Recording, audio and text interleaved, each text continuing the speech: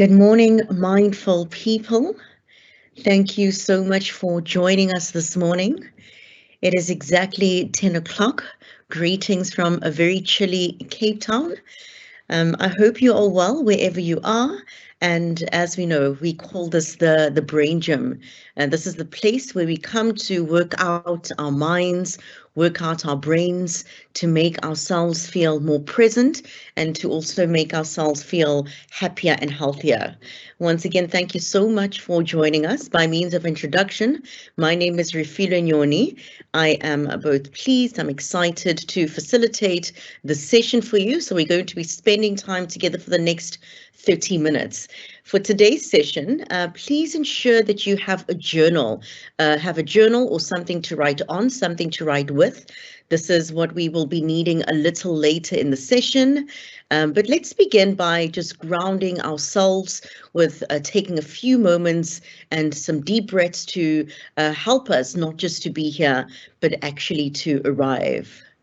I invite you now to take the mindful position, and that means placing your feet side by side, relaxing your hands in your lap, closing your eyes, relaxing your shoulders, relaxing your jaw, ensuring that your spine is straight and strong. You're seated in an upright, in a dignified position. Now just taking a moment of pause to observe your breath, getting a gauge of where your breath is at. Does it feel shallow? Does it feel deep? Is it flowing freely? Does it feel somewhat constricted or conflicted? As we pause in acknowledgement of our breath, we also pause in acknowledgement of ourselves.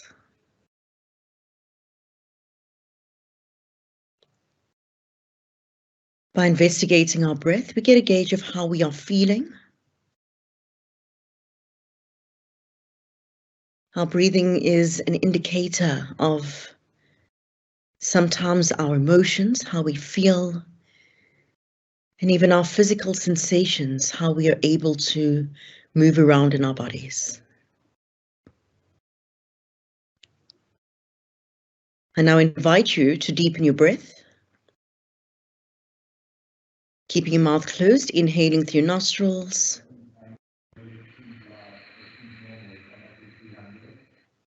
Keeping your mouth closed, exhaling through your nostrils again. Using your nostrils as perfect little passageways and as wonderful little straws in and out of your body.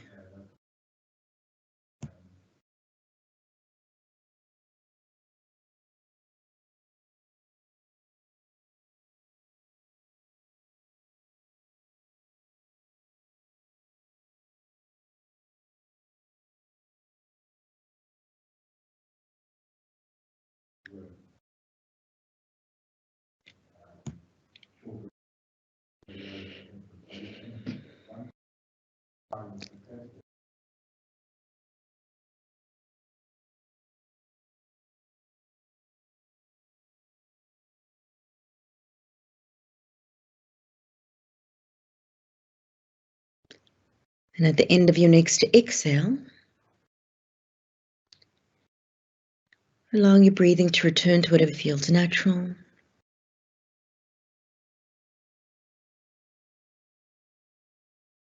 And when you're ready, gently opening your eyes.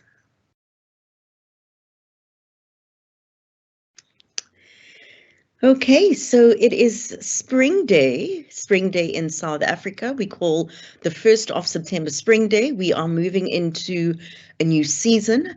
I like to link myself to Mother Nature's cycles as they signify that endings and beginnings are a natural process and part of life. So I always think that spring is Mother Nature's reminder to us of how beautiful change can be. And as the seasons change, I am reminded that a rebirth is possible and that each ending brings with it a new beginning. Transformations happen in time, and by bringing new energy into light, we can detoxify ourselves and aid ourselves in feeling much, much better about many things in our lives. As we take this journey together today, I invite each and every one of us to open ourselves ourselves to feel whatever vulnerabilities may be available to us without the need to fight them, but rather by acknowledging the freedom that surrendering and putting down our arms brings. So let's set an intention to raise the white flag to ourselves, allow ourselves to experience, to embody whatever we are experiencing and embodying.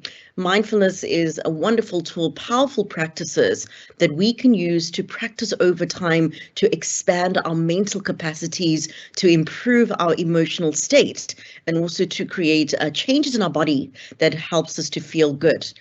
With practice and over time, we cultivate the space and capacity to choose more empowering ways of thinking and of being. And this, of course, is an essential service for self. And with essential services for selves, we are the service providers. No one can do it for us. We have to do it for us. Today, we gather around resilient relationships, which really are an essential service to ourselves and to our lives. I've heard it said before that the quality of our relationships, it impacts our levels of self-esteem. And that really stuck with me. I've also learned that with good times comes good people in life. And in some ways, a lot of our relationships are under pressure with the significant changes that we have experienced in the world and also in our lives. And we find that many relationships are struggling. The caliber of our relationships with other people, it influences how emotionally resilient we feel. When we are relating well and when we are relating positively within our relationships, whether these are our partners, our home, our husbands, wives, romantically, with our family, with our friends, our colleagues, we feel good about ourselves and about life when these relationships are going well. But when our relationships are not going so great, it can really take a toll on us and it can really affect how we feel and show up in the world. Having a support system is a crucial thing that we need in our lives. So having a strong support system in place, it gives us a greater sense of our confidence and our abilities, and it also allows us to approach life more optimistically. We feel good about ourselves. Because relationships are a source of quality social work, because the relationships are a source of quality social support, learning to care for and to properly manage our relationships is an essential skill for maintaining our peace of mind. The ability to create and to maintain enduring friendships and love appears important for maintaining physical, emotional health, as well as our resilience. Now, as we move into this deep reflection on what it means for resilient relationships, we have to understand that resilient relationships are not things that happen. They just don't happen. They require our attention, they require our effort, and they also require our energy. And oftentimes, they demand that we make amends and that we take the time to repair them. Knowing that our relationships may necessitate repair needs for us to be aware. And sometimes when we are caught up with our own things, when we're dealing with our own life challenges, whether professionally or anything else, we can neglect the needs of others. And when they are caught up in their own stuff, equally, we can feel unseen and unimportant to them. Now, there's a powerful story about the red and the blue wolf. I wonder if you've heard it. It's one that I'd like to share with you today. It retells a traditional Native American fable about the importance of focusing our attention. It talks about what we feed. It talks about what we put our attention and energy into being inevitably what grows. Now, here's a video that shares a bit of insight that talks about the story of the red and the blue wolf.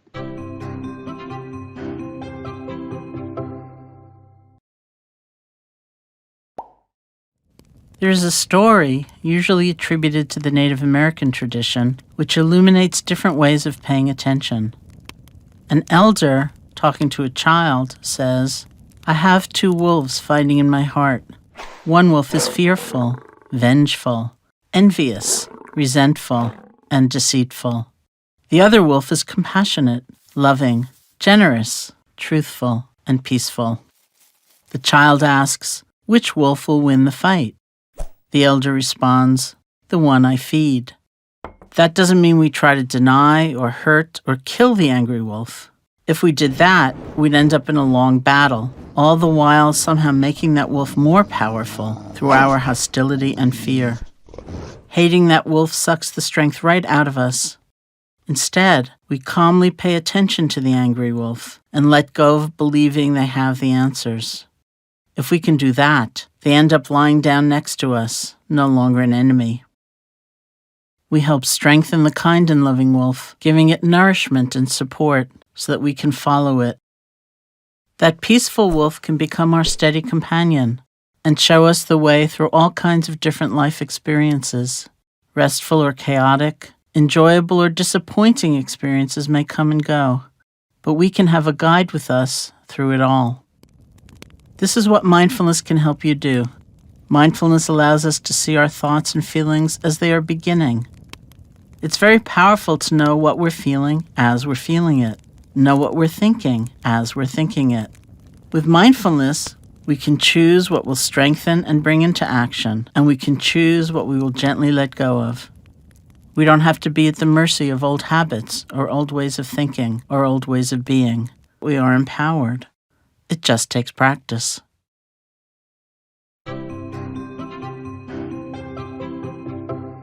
Basically, the red wolf and the blue wolf are wolves that exist inside of all of us. The red wolf representing things like anger, like fear, confusion, whilst the blue wolf represents virtues such as patience and honesty and understanding, authenticity, and peacefulness.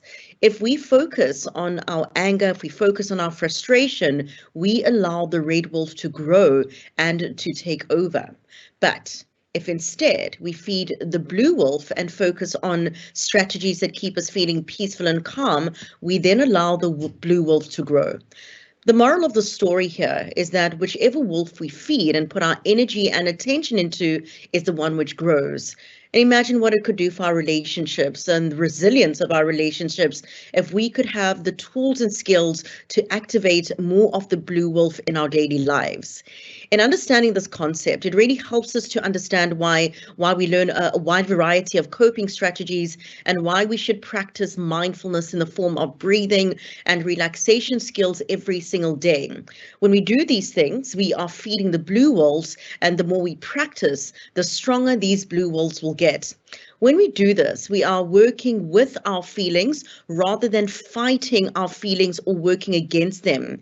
When we resist, when we suppress, when we deny our feelings through our hostility and fear, we make these feelings bigger, and thus the red wolf grows in size. When we start to accept our feelings, our emotions, we can listen to what they might be communicating and telling us. So mindfulness is really about awareness of oneself. And to delve deeper into self-awareness, I'd like us to focus specifically on the tendencies of the red wolf for a moment. This is when we pull out our journals. We're going to be using them now. It is time to quietly and quickly reflect in our personal spaces. Now, there's an important note that we have to bear in mind as we're journaling. We have to remember that it's not about self-judgment. It's not about judging ourselves and the things that come up. It really is about cultivating and creating awareness.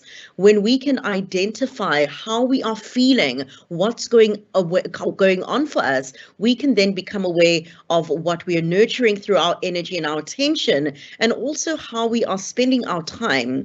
We can then begin to work skillfully with ourselves and all the feelings that are a natural part of us. This is then how we tame the red wolf, and this is how the red wolf is able to sit quietly beside us and not start to grow in size. And that's why attitude matters. It's really about us allowing our emotions to be legitimate. It really is about us allowing our feelings to be our friends rather than our enemies. And so we start our points of reflection. And the first thing that we are going to reflect about, I'm going to invite you to look at the list of red wolf qualities. As you look at this list, which are some of the qualities that you can sometimes embody in your relationship? So I know for me, impatience is definitely one of them. And I know that getting annoyed and frustrated is another one. So I'm going to give you a moment, just about a minute or so, to look at this list and write down the red wolf qualities that you can sometimes embody in your relationships.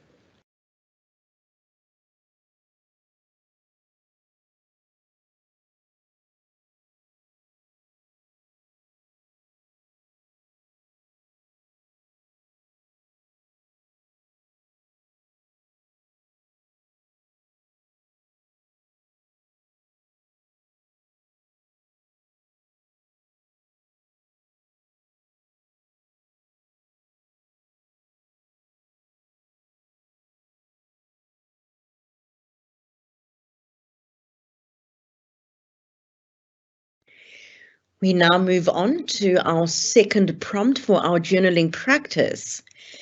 And I'd like to ask you to ask yourself this question. When I am feeding the red wolf, what impact does it have on my relationships? So you're asking yourself, what happens when you're feeding the red wolf, and what is the impact that it has on your relationships? For this point, I'm going to give a little bit more time. So really dig deep, really reflect on how our red wolf tendencies and the impact it has on our relationships.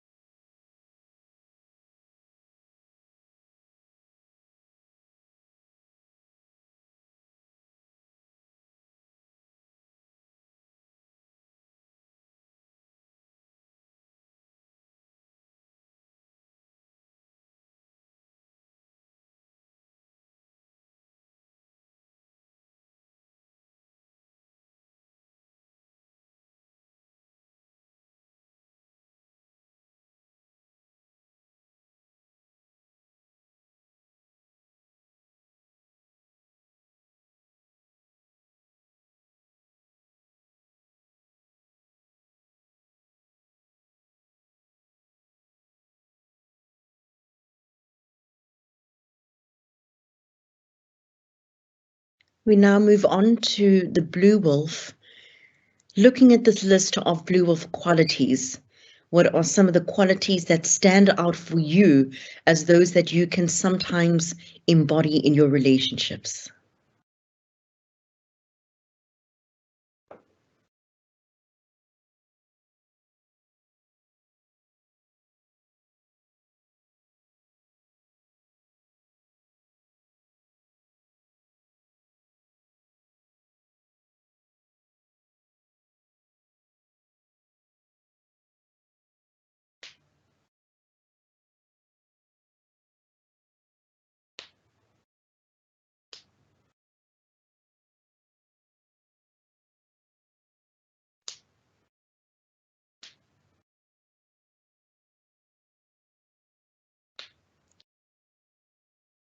Our final point of reflection, when you are feeding the blue wolf, what impact does it have on your relationships?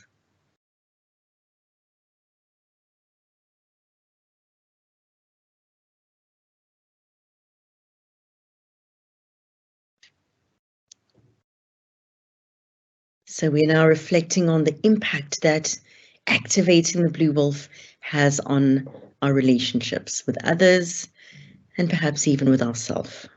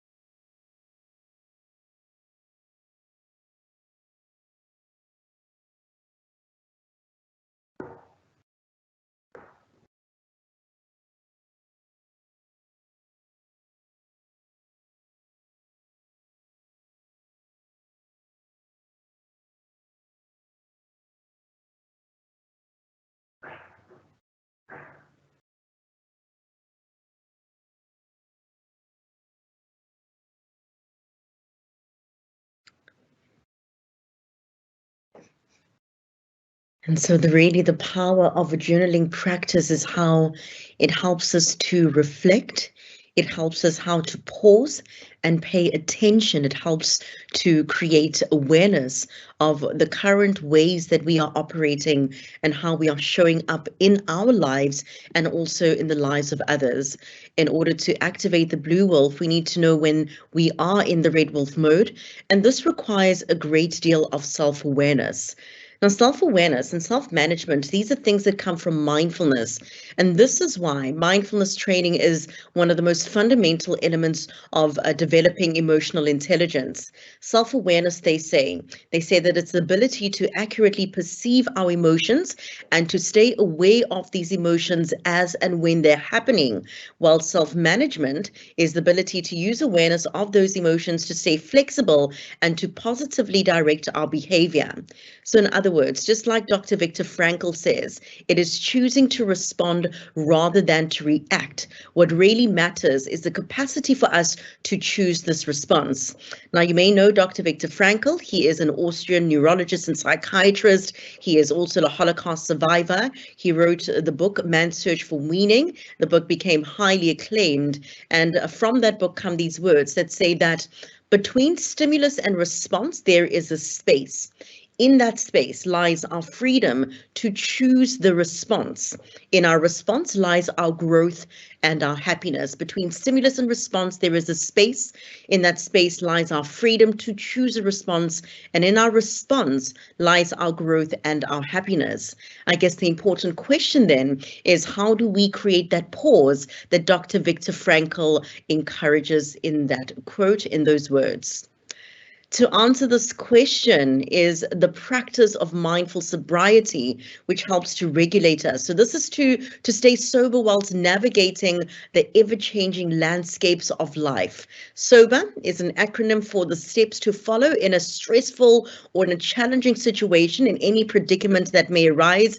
It enables us to feel less overwhelmed and also helps us to cope better with whatever situation we are facing. The invitation here is to stop, is to observe, is to breathe, is to expand. And once we have expanded, instead of reacting, we can then be responsive. Let's take a moment to do this practice together.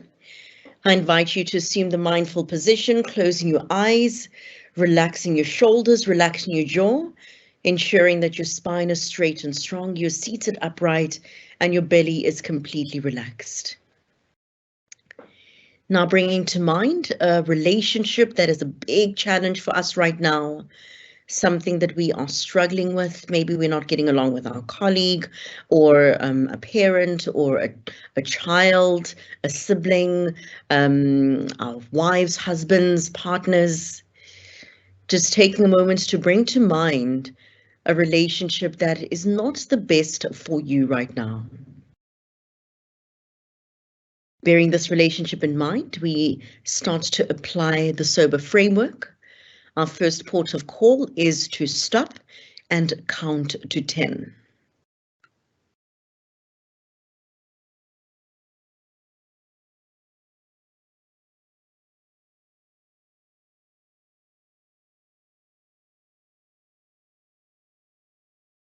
By doing something as simple as counting to 10, we allow our prefrontal cortex to become more available to us, and we're then able to better process the predicaments, the challenges that we are facing in our lives.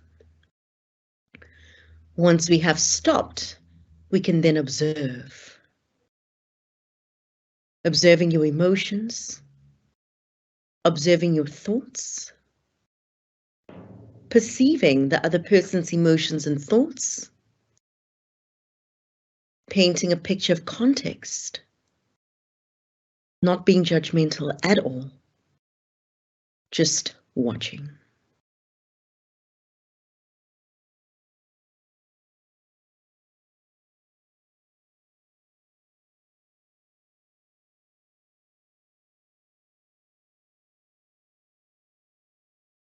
After we observe, we breathe. The be in sober is for our breath. We now start to deepen our breathing. Keeping our mouth closed as we inhale through the nose. Keeping our mouths closed as we exhale.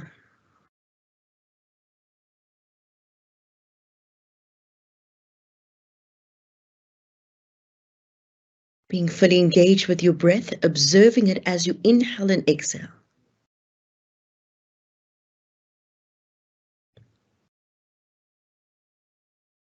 By helping ourselves to focus on our breath, we are slowing down our reactions. We are quelling any potential fight or flight responses. We now move to the E, and that is to expand. As we expand, acknowledging our red wolf, our blue wolf.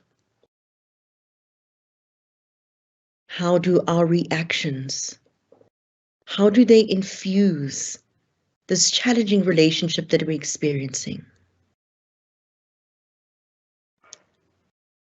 And also, how do certain reactions diffuse some of the flames that can blow uncontrollably?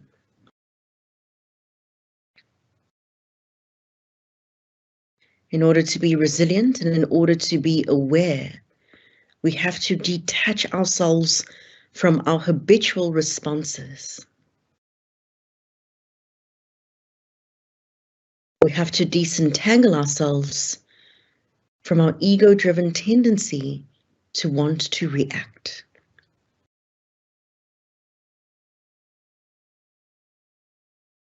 Once we have expanded our perspectives, we move to the R of sober, and that is to respond. We have paused, we have observed, we have invited our breathing, we have opened up our awareness, we have expanded our perspectives. And now with all these mindfulness tools that we have plugged in, we are now in a better place to respond from a place of clarity and a place of presence.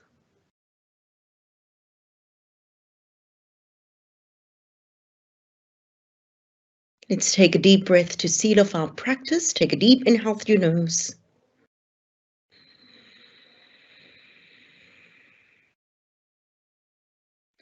And when you're ready, gently exhaling and opening your eyes. Mindfulness is really the gift that we give to ourselves, and it's really a gift that we can give to our relationships. With mindfulness, we can turn towards our difficulties without the need to fight them, without the need to force them, and also without the need to fight others and to force those too. We can manage ourselves mindfully through our hardships. We can be skillful in our responses. We can become aware. And when we are aware, instead of really letting the red wolf take over, we can simply soften and we can allow a more responsive state of being. That brings us to the end of our session for today on resilient relationships. If you have some time, I would love if you could share some feedback in the Q&A, telling us what is one key takeaway that you got from the session today. So if you can share one key takeaway as a checkout from what you got from the session today. Thank you so much for joining us. My name is Refilwe Nyoni on behalf of Mindful Revolution. Please feel free to find us on LinkedIn, to follow us on LinkedIn. We look forward to engaging with you. And in the meantime, I wish you a wonderful, positive, mindful rest of the week ahead. Thank you so much for joining us. Bye-bye, everyone.